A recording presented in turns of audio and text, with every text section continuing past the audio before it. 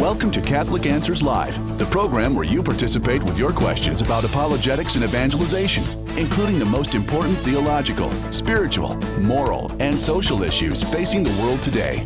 Call now with your question for today's guest. Toll free 1-888-31-TRUTH. That's 888-318-7884. Now, from San Diego, Catholic Answers Live.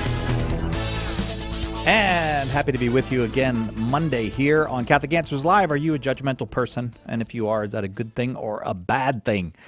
And how do we reconcile the fact that Jesus seems to warn us sternly against judging others, but gives us an almost constant example of rather stark moral judgments? Welcome to Catholic Answers Live. I am Cy Kellett, your host, and our guest today is going to try to help us to understand the place of moral judgments in our lives and actually to kind of walk us through the key features of a Catholic moral worldview as a challenge to the relativistic moral worldview. 888-318-7884 is the number. Maybe you need some help addressing moral questions or in understanding what is this thing we call the Catholic moral worldview. 888-318-7884. Our guest, Dr. Edward Sri, his newest book, Who Am I to Judge? Responding to Relativism with Logic and Love. And we have been doing a kind of series of shows based on this book because it tackles one of the most important conflicts of our time. Dr. Sri is the founding leader with Curtis Martin of the Fellowship of Catholic University Students, and he serves as professor of theology and vice president of mission and outreach at the Augustine Institute in Denver, Colorado. And if you have a question for Dr. Sri on the moral life in particular, but maybe in particular your question has to do with how do we Catholics offer a moral worldview that differs from and can respond reasonably and lovingly to relativism? Who am I to judge? Responding to Relativism with Logic and Love, again, is the title of the book. 888-318-7884 is the number. Dr. Sri, welcome, and thank you for being with us again on Catholic Answers Live. Oh, thank you so much for having me again. So what am I even talking about when I use the phrase, I have to ask you what I'm talking about, but when I use the phrase Catholic moral worldview? Yeah, what I think is, when Catholics think about morality, they might go to things like the Ten Commandments or certain church teachings they know about, like contraception's wrong, abortion is wrong. What I mean by a worldview is stepping back from the concrete particular moral issue that one may be thinking about and just looking back at how do we think about morality as a whole? How do we think about why does this particular moral issue why does the church's teaching make sense in light of a way we look at life, a way we look at the world? And so this is stepping back and considering things like, why would God give a moral law? Why is there a moral law to begin with? Or What is human life really all about? How do we find happiness? Think about what is virtue. Why is virtue important? How does it lead me to live a happy life and to fulfill my relationships? So I often find that when we're going to try to address particular concrete moral issues, it's helpful to step back and consider more globally thinking about a Catholic moral worldview. And do you, in your sense of, I mean, relativism is I almost like the air we breathe now in the modern world, especially I imagine for younger folks, but that may not be the case. It may be, in fact, for everyone. And so would you say that it's not, we can't just keep answering particular moral questions. We have to offer a big overarching vision of the world that's attractive to people, that may attract people out of this atmosphere of relativism. Exactly. It's kind of like, when I'll give an example. If you want to convince a friend of yours, let's say from Europe, about why baseball is such a great game, you don't begin the conversation with, let's talk about the infield fly rule, or let's talk about like why umpiring in the American League is better than in the National League, or something like that. That's a great example Bishop Barron uses, actually. And I think you're kind of looking on little things. You have to step back and just see the beauty of the game. And it reminds me, when I first started teaching morality, I was at Benedictine College many years ago. And this is before Benedictine's now known as this great Catholic college. Back then, 95% of the students in my class didn't really want to be there. They were forced to take some religious studies class. They had to sit in there, and I have to teach the moral tradition. I go, how am I going to win them over on this? When I know many of them are absorbing this relativistic worldview. Right. So what I did was, we didn't cover topics like contraception or premarital sex or drunkenness until really toward the very end of the class. I spent the whole semester just stepping back and saying, let's just look at what is life all about. Let's look at the way, here's an alternative way of looking at life and how we find happiness. And we talked a lot about friendship. We talked about just dating relationships in general. We talked about marriage, and everyone was all ears and saying, wow. And I talked a lot about virtue, as the great saints do, and how virtue leads us to live our relationships well so we can be happy. And they were all, this is awesome. I thought you were just telling me what to do.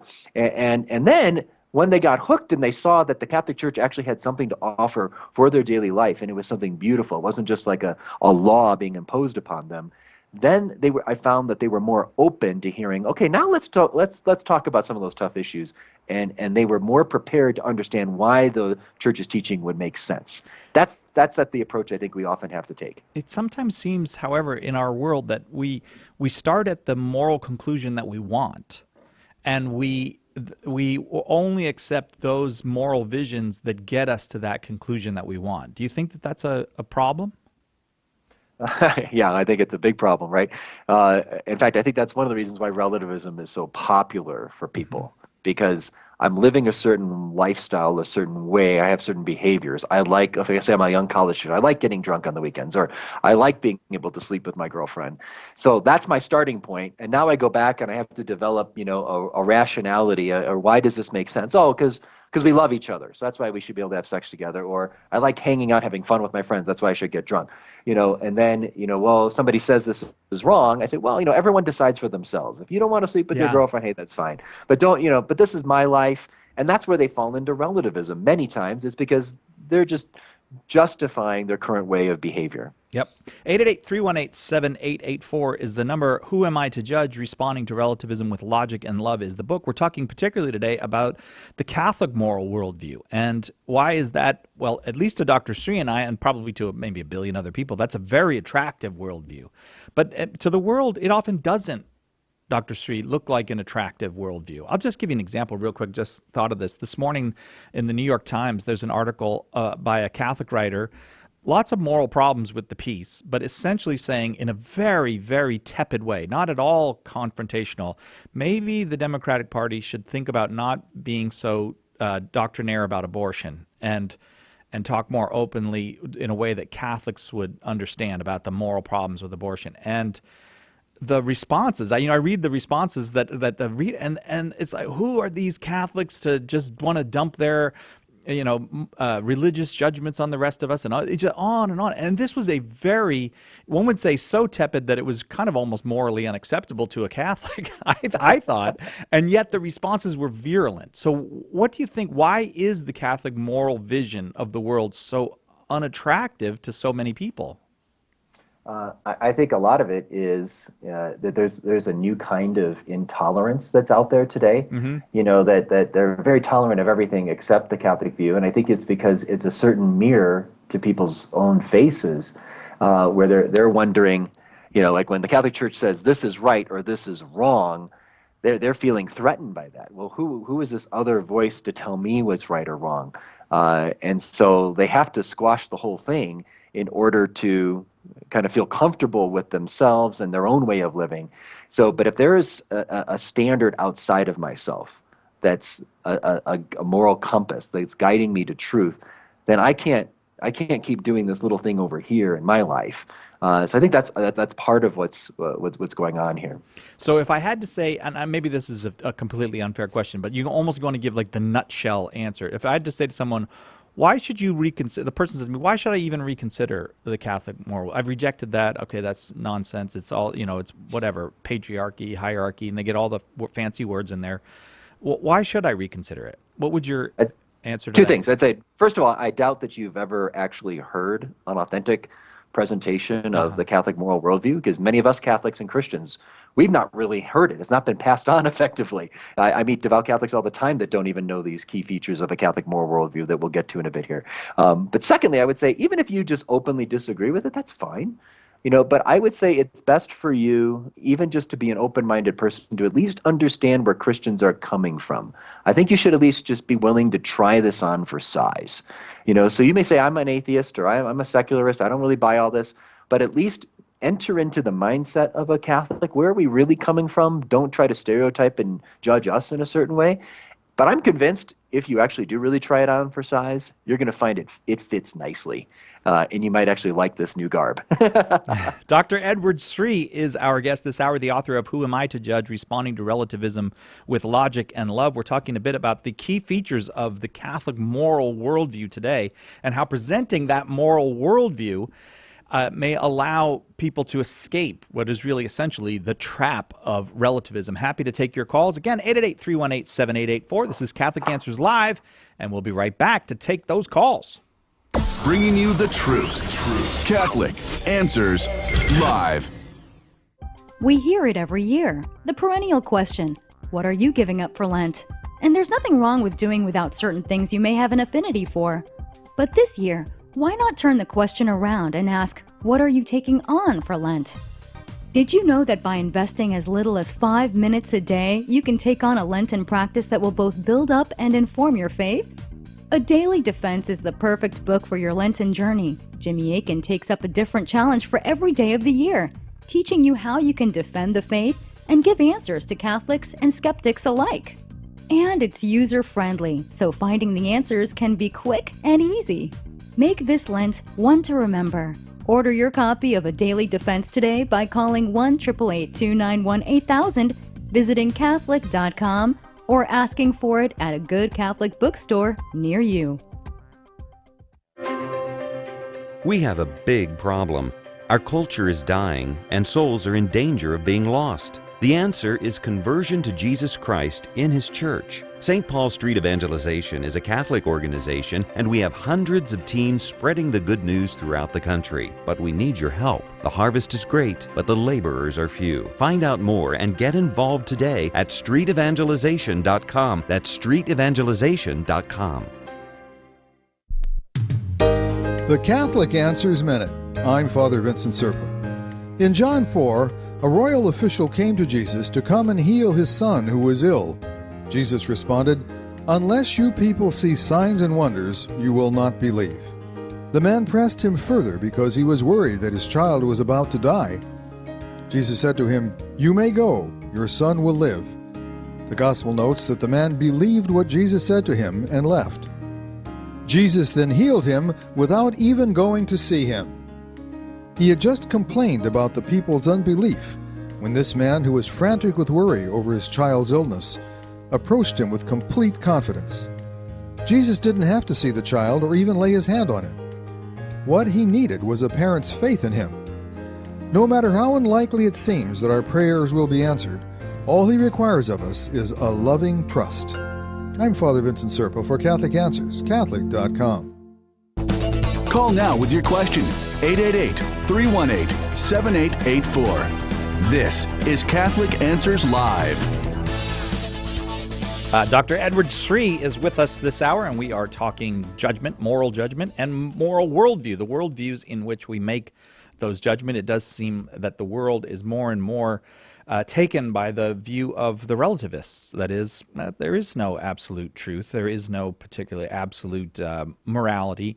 There are no absolute moral obligations on us. This is in distinct contrast to the Catholic moral worldview, in which there are things that are true and things that are false, things that are good and things that are evil, and there is a point to all of this. There is a point to our moral life. And you were pointing out to me, Dr. Sri, on page 40 of your book, Who Am I to Judge? You have this cool little graphic, and it is just, as a matter of fact, it looks like you could have possibly drawn it yourself. It's a diagram I use in class all the time. Oh, okay. So, and it goes from A to B. Can you just kind of describe it to us and why this might suggest the beauty of the Catholic moral worldview? Yeah, when I teach this to people, I give people a simple example to try to get them to think about what is life really all about. And I've done this with devout Catholics, but I've also done it with people who are maybe lukewarm Catholics, on the fence Catholics, and even people who aren't Catholic at all and they're secular. And they all tend to say the same things. They say, imagine it's your funeral, and people are standing up and saying things about you and remembering you. What do you want to be remembered for? And this kind of cuts through like what life is really all about pretty quickly. Like, what do you want your spouse to say, your friends to say, your parents to say? And they all say things like, they mention things like he was generous, he was kind, he was loving, he was loyal. They talk about the virtues. And then they also talk about relationships. They say he was a good man, he was a good husband, he was a good friend, he was a good colleague, he was a good father. They always focus on virtues and relationships. And I think that's interesting. Even secular people will often say that. And that gives us an insight into what life is all about. We long to find happiness in our relationships. That's what we're made for. And Jesus actually, when he sums up what morality is all about, do you remember when somebody asked him, what's the greatest commandment? He says, love God and love your neighbor as yourself. He talks about relationships. That's at the heart of our life, and we need virtues to live those relationships well. So the little diagram you refer to is I say, okay, we all want to be, great friends. We want to be good boyfriends and girlfriends, good husbands and fathers, and good mothers and wives. This is what I want to be. I want to be living those relationships well, but I also know the reality is I'm not living it as well as I should. There's elements where I do love my wife, but I fall short, and I am a good friend, and I fall short. How do I get from A to B? How do I get from Ted Sri as he is right now, with some good qualities, but also a lot of weaknesses, to how do I get to become the kind of person I really want to be, that I'm meant to be, full of love in my relationships? That is what ethics is all about. Ethics isn't about just random rules or just following certain principles. It's really about how do I become the best person I can be to live my relationships well. And as a Christian, we would add on, it's not just relationships here on earth, it's our relationship with God as well.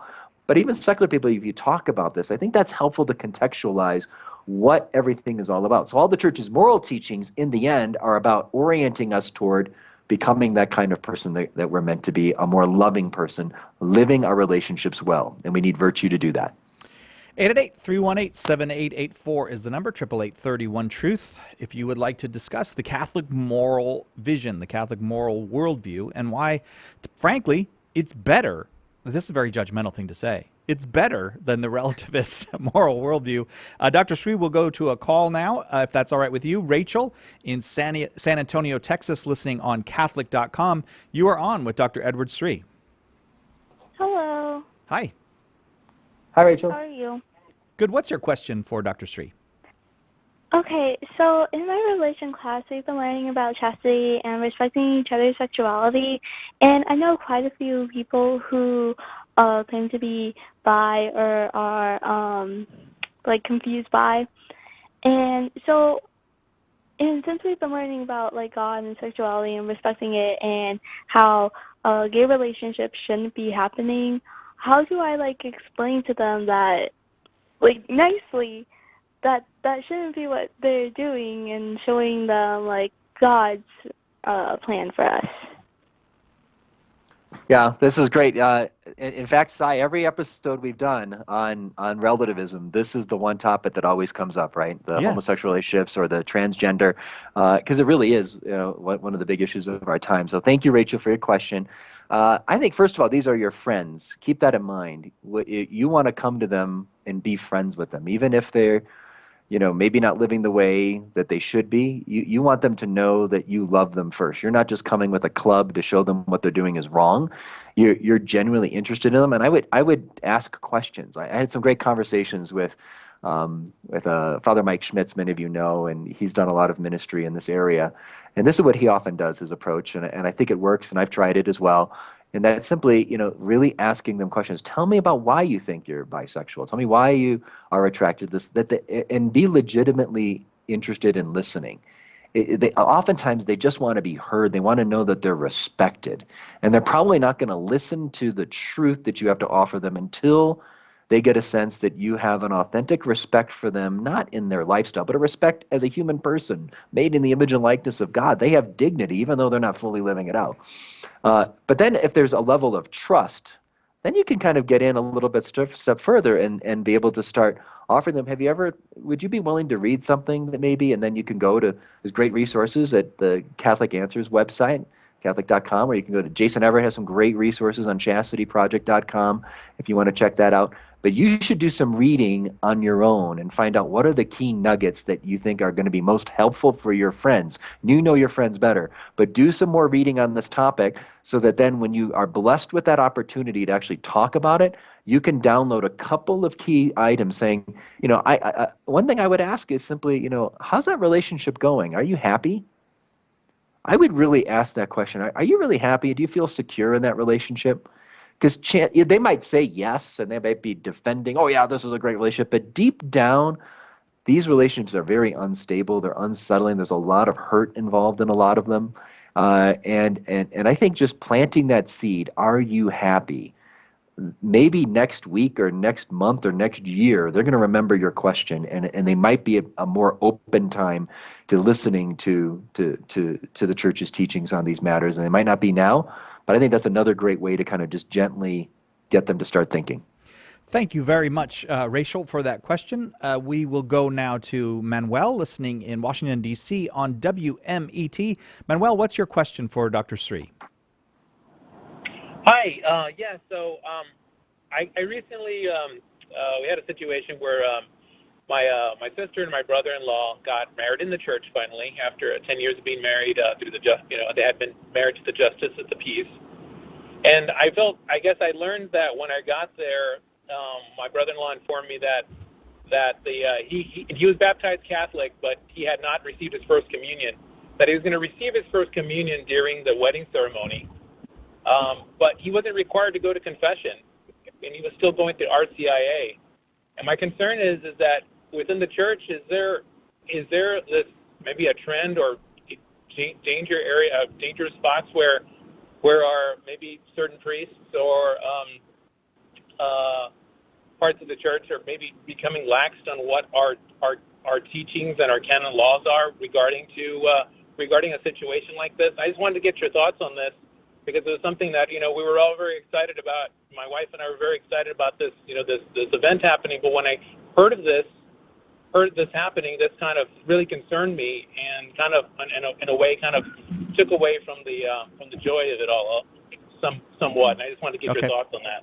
Yeah, thank you, Manuel. I'd say, first of all, there's something good going on here. So I think you can still rejoice. There was a movement in his heart, desire to regularize the situation with the church, get his marriage blessed in the church, receive Holy Communion. So let's remember the good that's there. I don't know the particular. I don't know what went on in that situation. It does seem irregular that confession wasn't brought to the table first for him. Are you able to still encourage him? Hey, do you want to come to confession sometime? Like the next time you're going, could you invite him to come with you? Or those would be some steps I would want to take.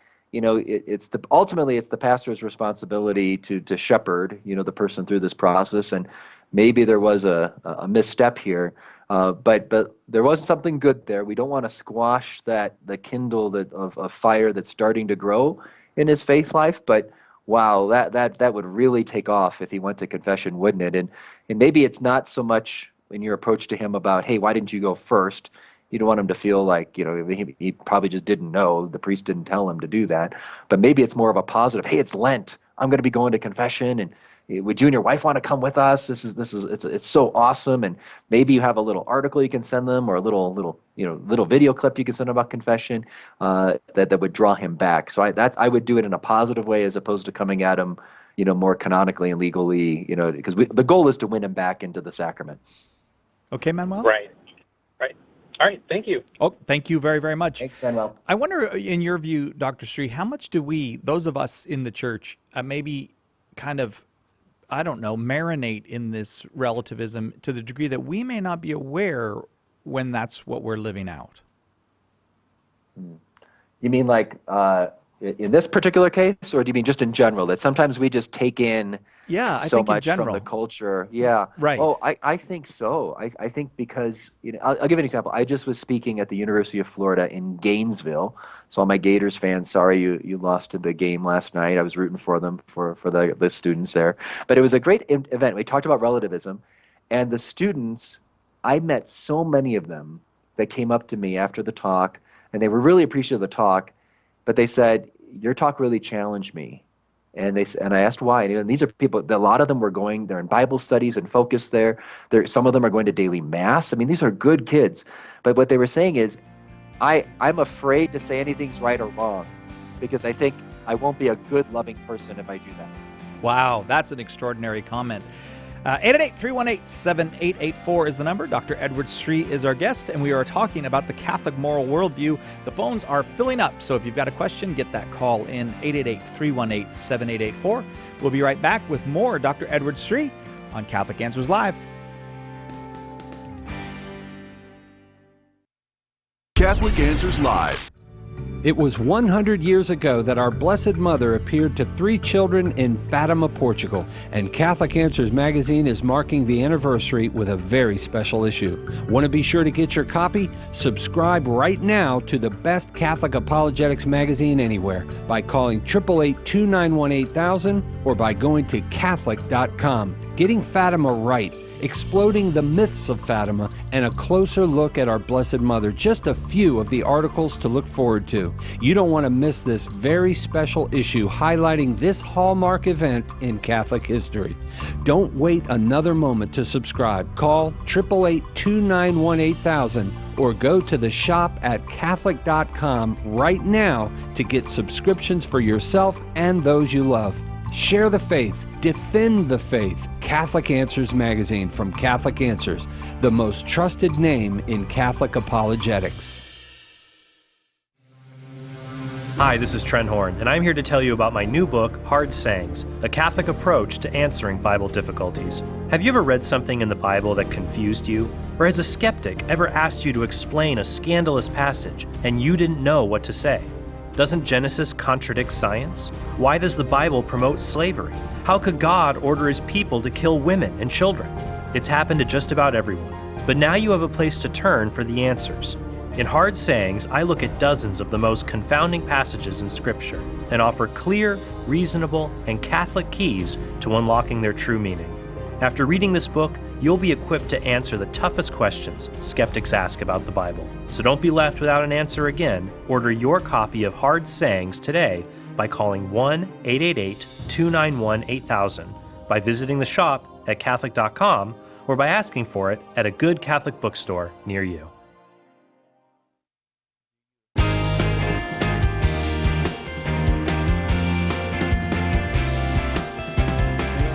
Welcome back to Catholic Answers Live. We approach the Holy Week and Easter before too long, and I want to remind you that Defending Easter Essays in Easter Apologetics is available to you for free in an e-copy. Jimmy Akin, Tim Staples, Carlo Broussard, Chris Check, and others all have essays in there. Defending Easter Essays in Easter Apologetics. The way you get it for free is you just text the word Lent 2017, all one word, no spaces, to 44222. 44222, Lent 2017, and then they send you back the information on how to get the free e-copy of Defending Easter, Essays in Easter Apologetics. We are back with Dr. Edward Sri, Who Am I to Judge? Responding to Relativism with Logic and Love is the book. And we have a ton of calls, Dr. Sri. So if it's all right with you, I'm just going to keep working my way through them. Well, Anonymous in Texas, you are on with Dr. Edward Sri. Hello. Hi, Anonymous. What's your question for Dr. Sri? Hi, Dr. Sri. First of all, thank you so much for all the work that you have done. I've gone through your beloved series, and they're amazing. My question is about surrogacy. I know that in Donum Vitae, it's been told not to, partake in part of surrogacy.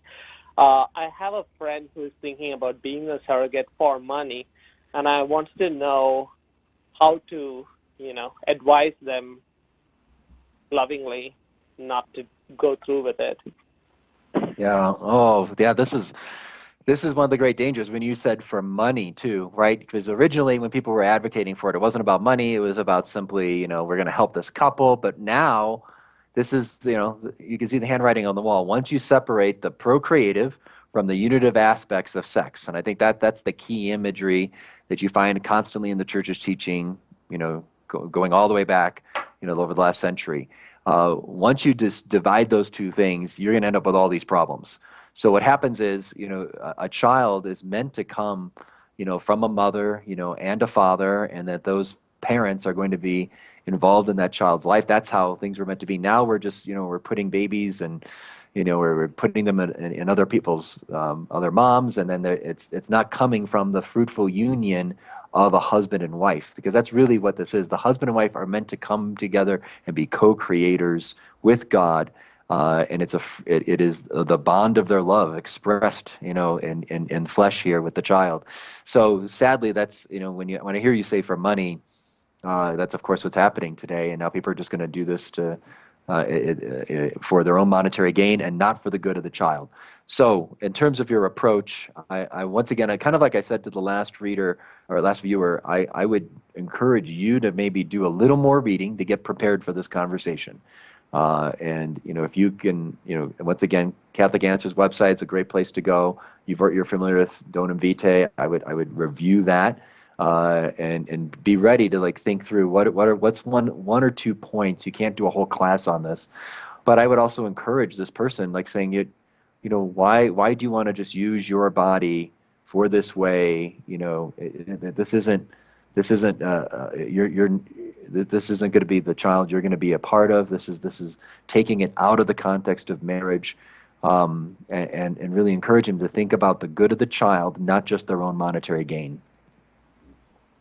And the key part is this person is not a Catholic, but when I tell them, they're saying the couple who wants the baby is Catholic, but my argument was just because they're Catholic doesn't mean that they're not sinning, but that's another predicament.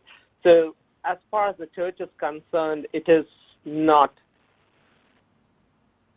Not acceptable? Is that correct? Not ever permissible. Yes, correct. And whether a Catholic wants it or not doesn't really take away from the reality. I would just say, if I was talking to an atheist and they were going to do this for an atheist friend as well, the argument is just in and of itself. This isn't good for the child. This isn't the way God intended these things to be run. So I would appeal at that level. Don't do this just for your own monetary gain. Thank you very much, Anonymous. We're talking the beauty of the Catholic moral worldview with Dr. Edward Sri. We go now to Jeremy in Reno, Nevada, listening on Immaculate Heart Radio, AM 920. Jeremy, your question for Dr. Sri. Yeah, hi. I was wondering, is there a distinction between Aristotle's ethical view and the Catholic moral worldview? And I guess the second part of that question is, if there is a distinction, does the world reject Aristotle in the same way that it rejects the Catholic teaching? Okay. Well, let's take the first one foundationally. Aristotle's ethics has been a key part of. It's been incorporated in the Catholic tradition. St. Thomas Aquinas builds a lot upon this. even in my book, I'm drawing a lot on Aristotle. I love using Aristotle in class. You know, he was quite gifted, and the Lord gave him great insight. It wasn't divine revelation, but in his own wisdom, coming to see so much of the moral life. It doesn't mean it was perfect. There's elements in his ethics that could be off. There are. He also doesn't see God, but he sees a lot. He sees that that life is all about ultimately friendship. And again, like I said at the beginning of the show, Jesus, when he sums up the moral life, it's all, what is the moral life about? Relationship with God and relationship with man and woman. He doesn't emphasize relationship with God, but he does emphasize friendship. And we need virtues to live out those relationships. So he spends a lot of time on the virtues. So he's an outstanding foundation. Doesn't mean he's perfect. One of the biggest things he misses, of course, is the life of grace. That would be, the big, piece. If all you had was Aristotle, you're going to see this high moral call and virtue, and you're going to try to live it out, and you're not going to be able to because you're just weak. You have original sin, and we need God's grace to help us to love, to live out life and live our relationships in a way we can't do on our own. And that's the beauty of the Catholic drama, is that where there's a high calling, we can't live it out. We experience our weakness, and we beg God for help, and we experience how much God loves me even though I fall, and how much he wants to heal me and he wants to help me. That's an important part of the Catholic moral vision, and Aristotle doesn't get into that. So great foundation to start with, but we need Jesus and the fullness of revelation to round all that off. Does that help you, Jeremy?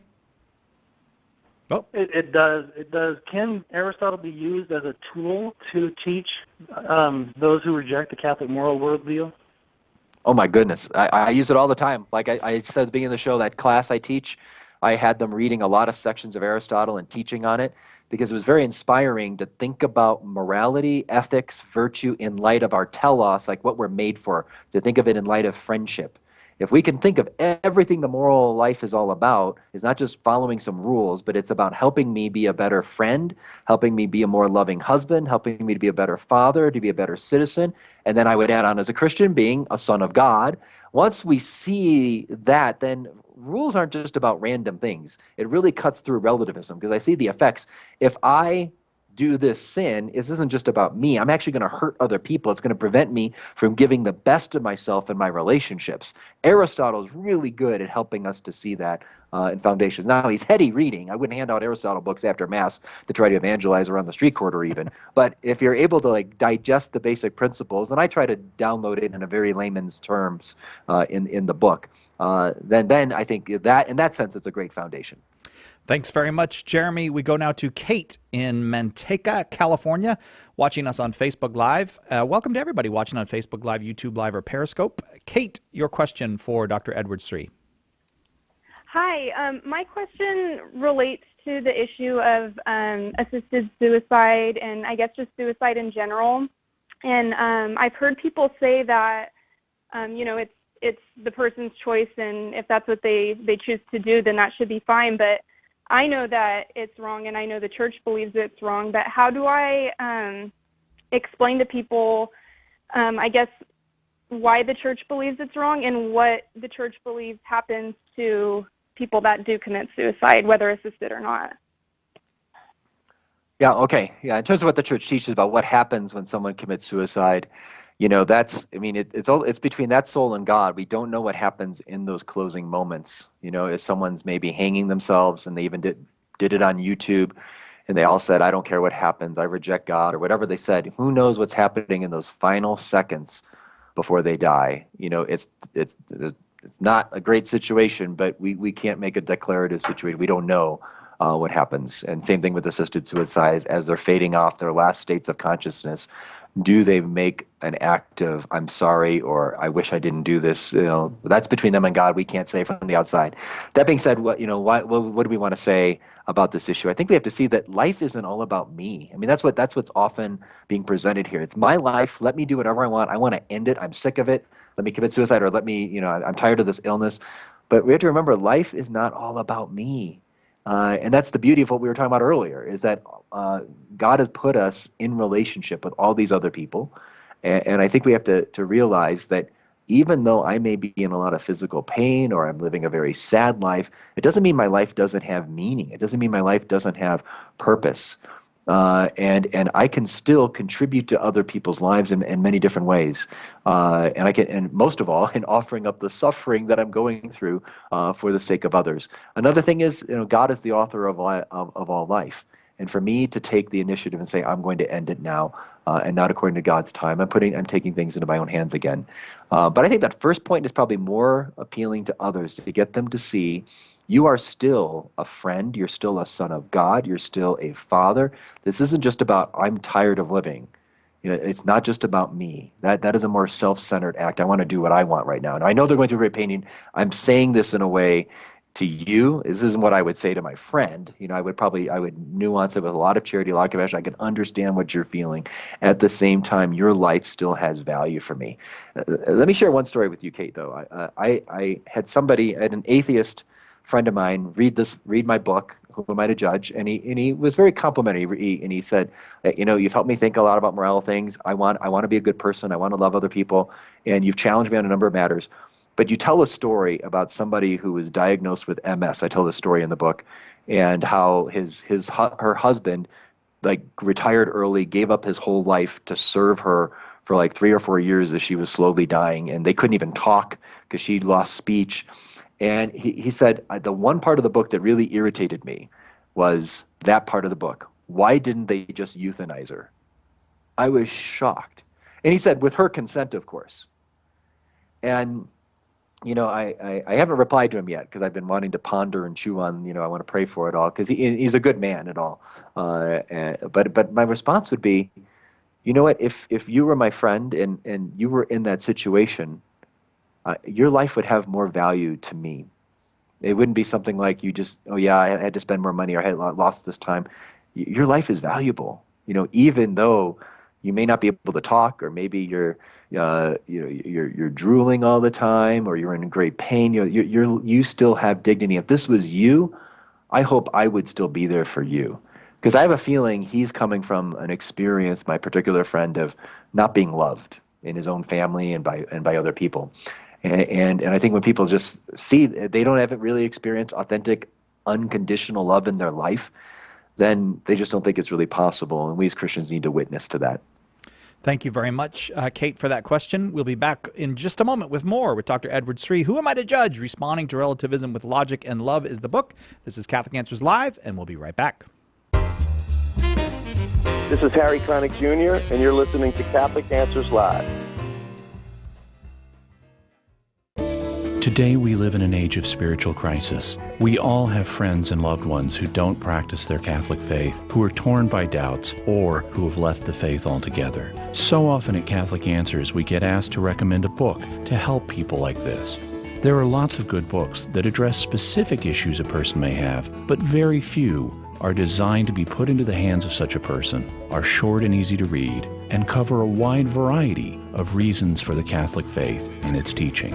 That's why we're publishing Trent Horn's new book, Why We're Catholic. In a series of brief chapters, Trent covers the whole range of common topics, starting with why we believe anything at all, and proceeding to cover science, the existence of God, the arguments for Jesus, and the common objections to the Catholic faith, both doctrinal and moral. We want Why We're Catholic to be that book, that one general book you can hand out to someone as a starting point for helping them find their way back to the Church and to God. We even hope to distribute cases of the book in churches so people can take copies home to give to their friends and loved ones. To make your donation and get a free copy of Why We're Catholic, visit Catholic.com and click the Why We're Catholic banner, or call us toll-free at 888-291-8000. That's the Why We're Catholic banner at Catholic.com, or call toll-free 888-291-8000. We hear it every year. The perennial question, what are you giving up for Lent?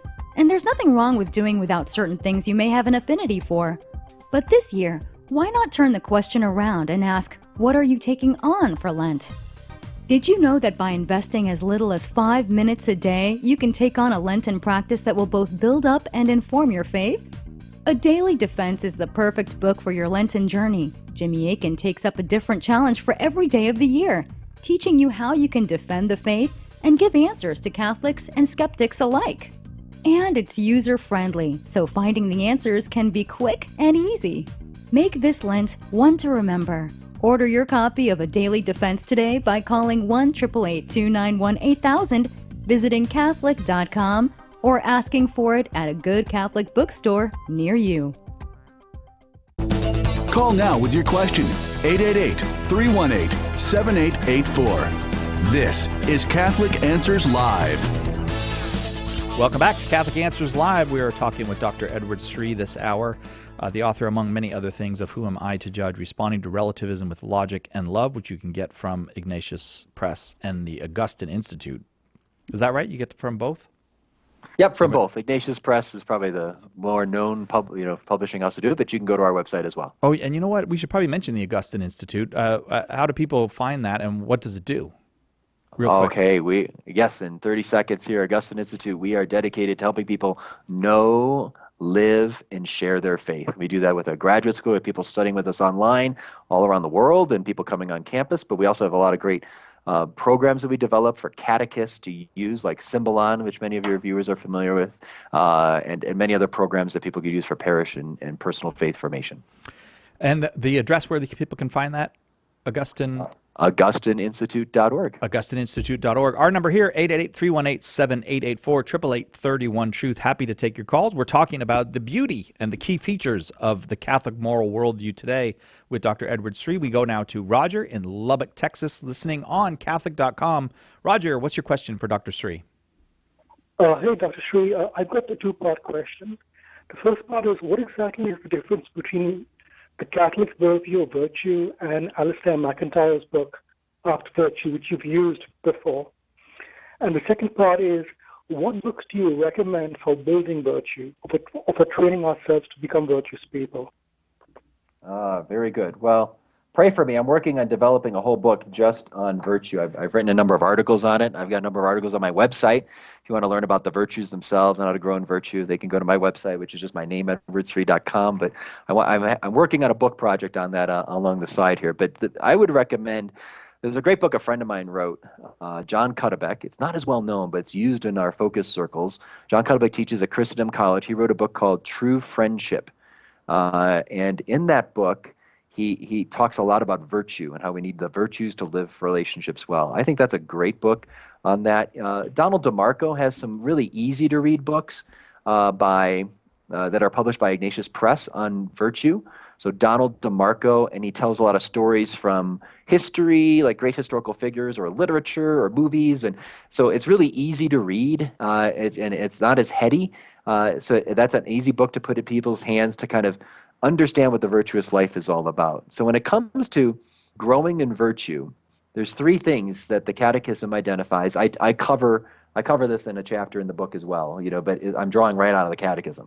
First of all, you have to educate yourself to know what the virtues are. When you don't really know what the virtues are, you're never going to be able to aim and direct your life toward them. So you've got to take time to study more. What does it really mean to be a prudent man? What are the different virtues I need to be prudent and to be more courageous and to be more self-controlled? We need to know more about the virtues. So taking time to read, to study that, and those are some of the resources I gave you that might be able to help with that. And then secondly, we need to apply great effort, the Catechism says, meaning we have to develop a plan. So I notice, I lose my temper all the time. So this Lent, second half of Lent, I'm going to really work hard at not doing that, or maybe it's like I tend to be more self-centered. I always want to do what I want. So next time my wife or my kids or my colleagues, I'm going to let them choose where we go out to eat. I'm going to let them choose what movie we watch. I'm going to let, do things that are letting other people be the ones that are making the decisions, or, whatever the issue may be. If you don't have a plan and try to make a commitment to grow in virtue, you're never really going to grow. You're just going to keep living the way you are. So you have to apply much effort. And then, so educate yourself on what the virtues are, then apply great effort, practice. And then the third thing, and this is the most important one, I mentioned it earlier, is grace. Is that as much as you may study the virtues, you can memorize everything Aquinas said about the virtues, and then really come up with a great game plan to try to grow in one virtue a week for the next year. You're going to come up against your own limitations, your own weaknesses, because you're a fallen human being. We all are. And we need God's grace to help us to do that. We need the life of prayer, the sacraments, and to rely on Him to help us go beyond what we can do on our own. So those are the three things: educate ourselves, put it into practice, and then thirdly, relying on God grace. Those are the keys to growing in virtue. Roger? Great, thank you. Oh, very good. Thank you, Roger. Thanks for your call today. We go now to Jeff in St. Charles, Missouri, listening on KHOJ. Jeff, what's your question for Dr. Edward Sri? Hello. My question, I guess, originally had been, my daughter had just come home from school and said, showed me a slide from there saying, I guess, that sin, whether or not there is an actual sin, that there were 3 requirements for it. And I had heard that, for mortal sin, but I was kind of wondering whether that's for sin in general. It sounds like he's saying it's not a sin if you don't know that it's wrong, I guess, was one of the criteria in there. And it seemed to me that objectively something would still be a sin, even if you didn't really know it, but that it maybe not be imputable to you. And I don't know if I could kind of throw in a second thing from listening to the show. I was kind of wondering on the deal, with Amoris Laetitia, whether or not that would fit into a relativism type thing, some of the interpretations of that, where people would say, well, you don't really need to go to confession and repent of a sin, a serious sin, if there are mitigating circumstances or pressures on you to continue committing that sin. Okay. And I was just kind of wondering if that would fit. Yep, there are 2 kind of very different questions, but let's take them one at a time, Dr. Sri. All right, let me take your first one there. So I think you're using the right language there, and I think that's important to think about. There are certain things that are just wrong in and of themselves, and I may not realize what I'm doing is wrong, and I may not be held accountable for it, but I still did something wrong. Like if I'm driving down the street and all of a sudden some kid jumps out in front of my car, there's no way I would have seen him. I'm not morally culpable. I don't need to go to confession for it. I'm going to feel horrible, and all that. But I didn't commit a personal sin. But something tragic happened that day. There really was loss of life. There's an effect in the world for that, right? If I actually drink something that has some poison in it and I didn't know it, I'm not trying to poison myself, but I'm really harming myself, right? So you can imagine there may be a couple that's living their marriage in a way that they shouldn't be living, but maybe they sincerely had no way of knowing what they were doing was wrong or anything, that they may not be morally culpable for it. That's between them and God. We have to sort that out. But it's going to cause negative consequences in their marriage. So these 3 points that were on the slide, I don't know what exactly the teacher was saying, but for me to be personally responsible, culpable for a sin, yes, I do need to know it's wrong. So it is something wrong. I know it's wrong, and I'm actually going to do it anyway. That's really what sin is. It's like I'm purposely living my life off the mark, and I'm committing a sin that I'm responsible for. Now we can still say there are things that are sinful. These are sinful acts, without saying you're necessarily personally responsible for that because you just honestly didn't know, or there's other circumstances that limit your culpability. Does that help on that front? Yes, sir. And then the second part was about, you wanted to know about the apostolic exhortation, I think that's what it is, of Amoris Laetitia. Yeah. And this is it's a common thing. People want to know about this. So I think, Jeff, just tell me if I'm wrong. You want to know, is there evidence of relativism in that letter?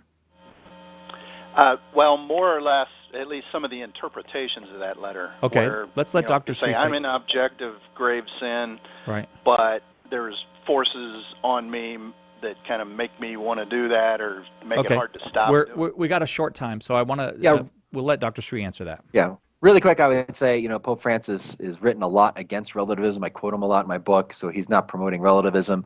There's some interesting things in the text, especially in the footnotes, that have left a lot of theologians and pastors trying to sort out, how do we do this? What does this all mean? But I would say at the level of interpretation, there have been some interpretations out there that do seem to be a little more relativistic, kind of, well, hey, you just decide, whatever works for you. Again, marriage, divorce, these things are really messy. And each individual has their own story that they have to discern with a priest and with the church. So I'm not denying, these gray areas in those situations. But at the same time, I do know I think to your point there, Jeff, that there have been many interpretations out there that are saying, hey, it doesn't matter. There is no objective truth to guide this. You all just decide for yourselves. And that's a very dangerous a way to go with this. And it's sad that that's been happening pretty widespread and promoted by the media. Thank you very much, Jeff. We have viewers on YouTube Live, Facebook Live, and Periscope, and we only have a short time left, so I'm going to just share you real quick. How did moral relativism become so mainstream? You got anything on that? Well, it really goes back a long way. We really, that's why I spend all this time on worldview. We lost a sense of a Catholic worldview a long time ago, before even our lives. In many ways, you can go back to the Protestant Reformation, the Enlightenment, and if we don't have our footings on how do you think about morality in general, it's going to be really hard to talk about the particular issues. So thanks for all you're doing to help promote the truth. And thank you, Dr. Sri. Once again, the book, Who Am I to Judge? Responding to Relativism with Logic and Love from Dr. Edward Sri, Ignatius Press, and Augustine Institute. Hope you will pick up that book. And thank you so much for doing this kind of series of these with us. I think it's one of those topics we really do need to spend some time digging into. Thank you so much. Really glad to do it anytime. Next hour, we're going to talk a bit about confession. Father Wade Menezes will be here with us to talk about confession, the sacrament of mercy. Father is himself a missionary of mercy, and so he's well suited to help us understand the sacrament of confession and how we can make use of it in our lives. We'll be right back on Catholic Answers Live.